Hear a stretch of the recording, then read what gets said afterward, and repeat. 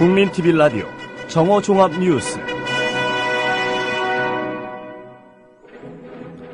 민주당 지도부는 고 이남종 씨가 특검 실시 박근혜 퇴진을 주장하며 분신 사망한 것을 계기로 본격적인 특검 요구에 나섰습니다. 정부가 올해 예산의 65%를 상반기에 집행하기로 해 6월 지방선거를 의식한 게 아니냐는 해석을 낳고 있습니다. 교학사 역사 교과서를 채택한 경기도 수원 동우여고에서 학생에 이어 국사 담당 교사도 채택 과정에 외압이 있었다고 폭로하며 채택 철회를 촉구하고 나서 파장이 일고 있습니다. 오늘 오전 10시경 미디어 협동조합의 출자 조합원이 2만 명을 넘었습니다. 이상은 이 시간 주요 뉴스입니다.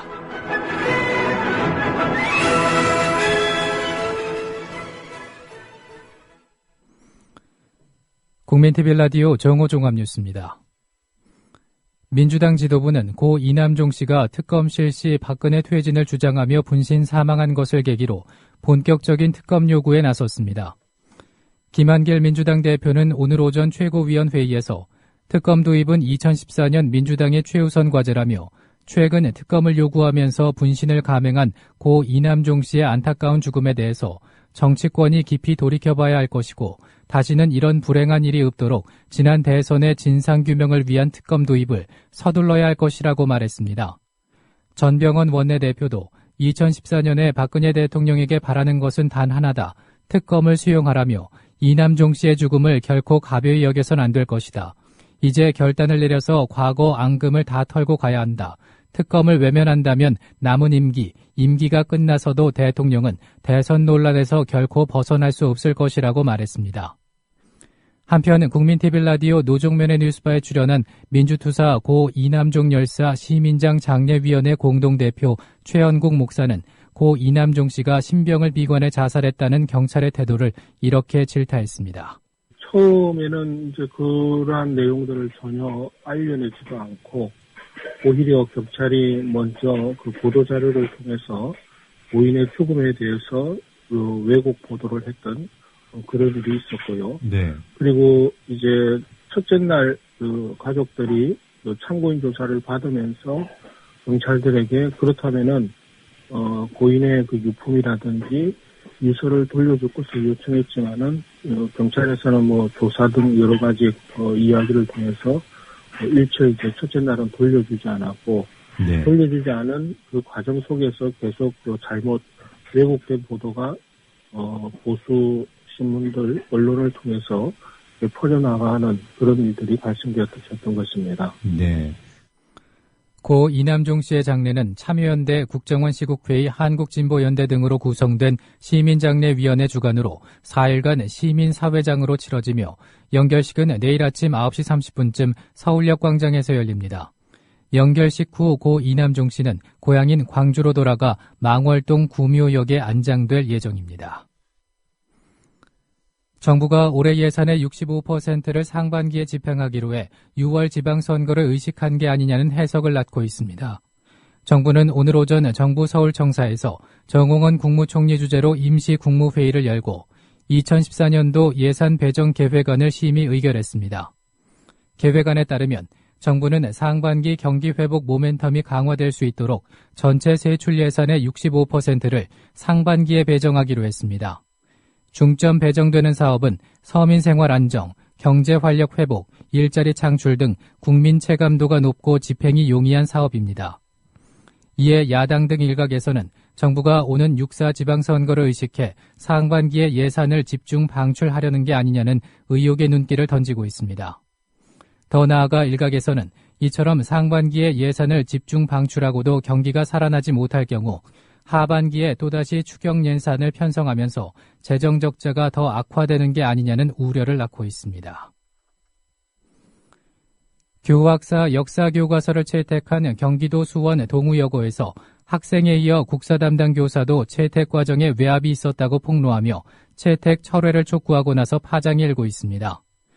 동우여고에서 국사를 맡고 있는 교사는 페이스북을 통해서 일단 동우여고 국사 교과서 교학사 선택은 교사들의 뜻이 아니었음을 밝힌다라고 말하며 동우여고 교학사 교과서 채택 과정에 외압이 있었다.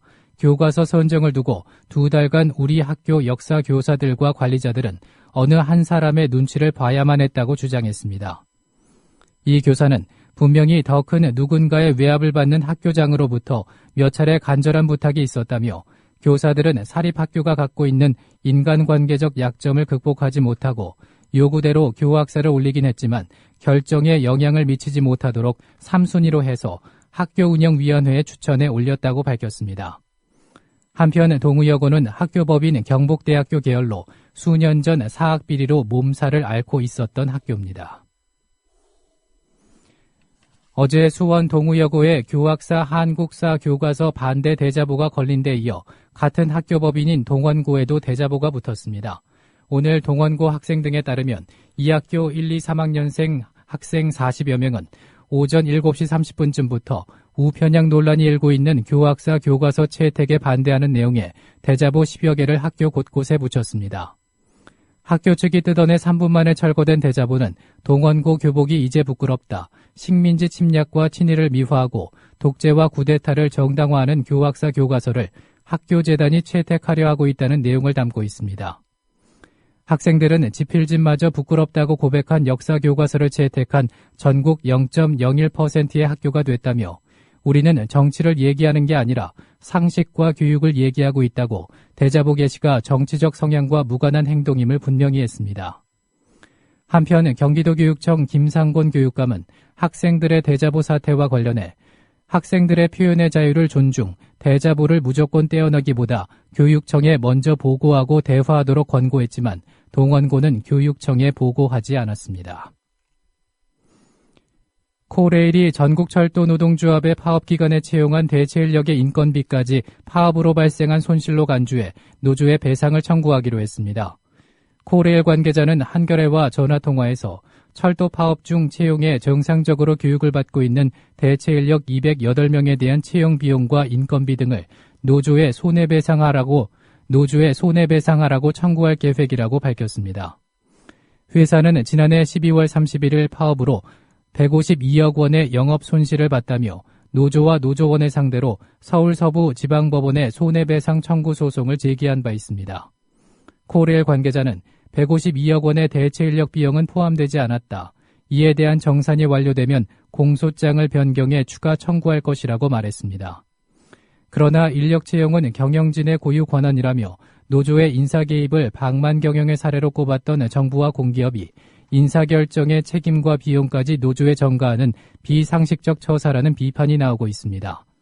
기존 불법 파업 때 일시 투입된 대체인력 운용 비용은 노조 책임으로 법원이 인정해온 편이나 이번과 같은 정식 채용은 전례가 없어서 향후 손해배상 소송의 또 다른 쟁점이 될 전망입니다. 도망이사로 무리를 빚고 있는 기륭전자가 먹튀를 하기 위해서 기륭을 인수한 게 아닌가 하는 의혹이 제기되고 있습니다. 금융노조 기륭전자 분회 김소연 전 분회장은 국민TV라디오 노종면의 뉴스바와의 인터뷰에서 기륭돈으로 기륭을 인수하고 기륭에 있는 모든 자산을 팔고 노사 간 합의했지만 이 합의도 지키지 않고 상장 폐지의 위기로 만든 것으로 보인다고 주장했습니다. 김소연 전 지회장의 말을 들어보시겠습니다. 2013년 5월, 그러니까 작년 5월에 복직이 된 거죠. 네. 그 이후에는 어떻게 됐습니까? 복직 3날 출근을 했는데 회사가 이제 회의실로 안내를 했고요. 네. 그 회의실에서 저희가 대기를 하고 있었습니다. 네. 그런데 여전히 업무를 주지 않고 임금도 계속 체불을 하고 있는 상황이었어요. 예. 그리고 그 상황에서 계속 최동현 회장을 비롯한 임원진들과 노사협의회는 수차례 진행을 했었죠. 조금만 기다려달라는 이야기가 있었는데 예. 시간이 가면서 점점 더 태도가 좀 바뀌기 시작했어요. 그래서 부득이하게 저희가 8월 29일 날 다시 또 투쟁을 선포하는 이런 상황까지 가게 됐죠. 진실을 호도하지 않고 논점을 이탈하지 않는 공정 뉴스. 국민TV 라디오 뉴스의 꿈입니다. 지금은 정오 종합뉴스와 함께하고 계십니다.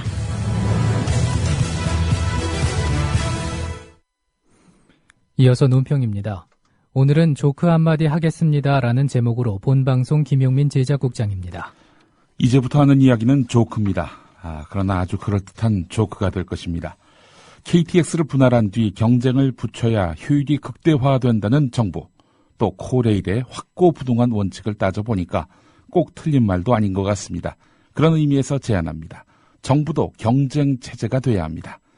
이렇게 해보면 어떨까요? 대통령 선거 결과 전체 표 격차가 5% 이내인 막상막하의 후보가 복수로 나온다면은 각각의 후보에게 자신이 1위를 차지한 광역자치단체를 관할할 수 있도록 합니다.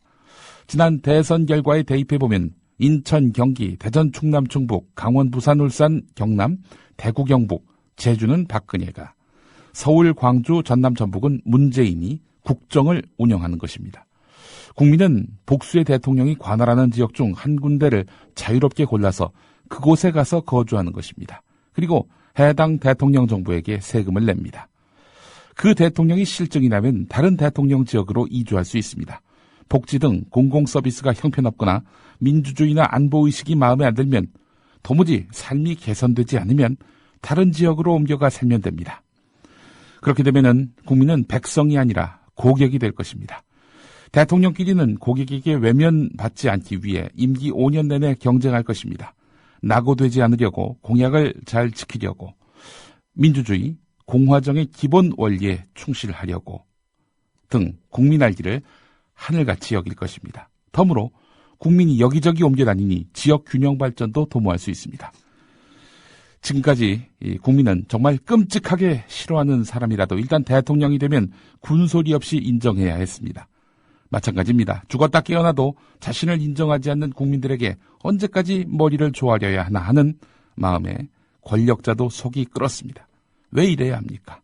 피선거권자나 선거권자 모두 정치로 인해 스트레스 받지 않을 권리가 있습니다. 이것도 일종의 기본권입니다. 어떻습니까? 수서발 KTX 자회사가 수송을 제외한 대부분의 업무를 코레일에 위탁하는 것으로 돼 있지요. 노선의 80%가 겹치며 그러다 보니 속도 경쟁도 불가능한 철도의 경쟁 체제. 이런 허당 경쟁 말고 권력끼리 경쟁해서 국민의 삶을 윤택하게 합시다. 남보고 경쟁하기 전에 권력자부터 경쟁합시다.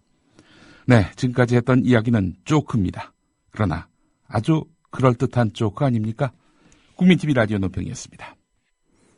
오늘 오전 10시경 미디어 협동조합의 출자 조합원이 2만 명을 넘었습니다. 이미 국내 협동조합 중 최다 출자 조합원 수를 확보한 미디어 협동조합은 이 같은 성원과 격려를 바탕으로 올 4월 1일 TV 개국을 통해 공정방송 진짜뉴스의 사명을 담당하겠습니다. 한편 오늘 2만 출자 조합원으로서 꿈꾸는 협동조합과 인터뷰를 가진 광주 광산구의 김정아 조합원의 말입니다. 영광입니다. 네. 저 국민TV를 네네. 주변에서 친구가 네. 계속 가입하라고 했었는데 이게 네. 마땅치가 않는 거예요. 네. 늘 해야지 하는데 네. 친구를 이제 다음 주에 만나야 되는데 또 그 이야기를 들을 것 같아가지고 내가 이 친구를 만나기 전에 가입해야지 편하게 보겠다 싶어가지고 네. 오늘 갑자기 막 급하게 한 거거든요. 오늘은 전국이 대체로 맑고 포근하겠습니다. 국민